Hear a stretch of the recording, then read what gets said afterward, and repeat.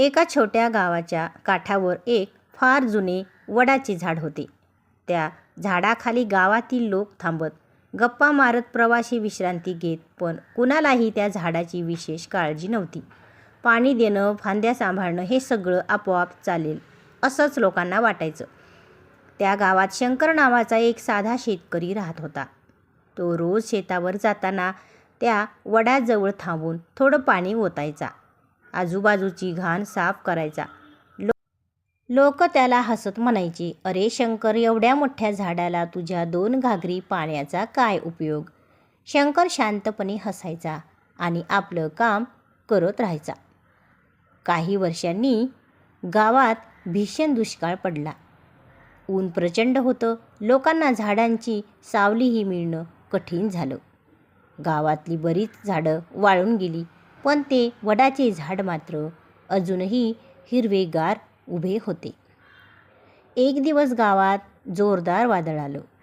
लहान झाडं मोडली, काही घरांची पडझड झाली. गावकरी घाबरून इकडे तिकडे पळू लागले.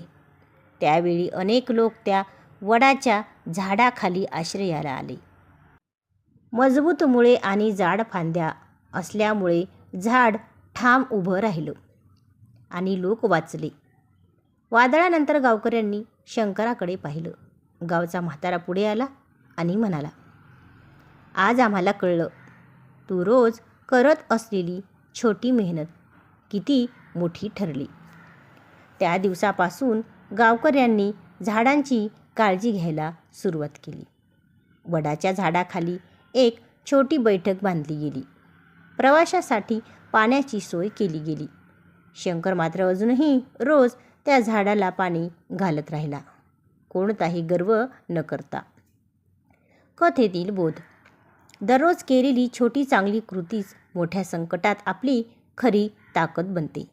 तर मित्रांनो, कशी वाटली गोष्ट ते कमेंटमध्ये नक्की सांगा आणि चॅनलला नक्की सबस्क्राईब करा. धन्यवाद.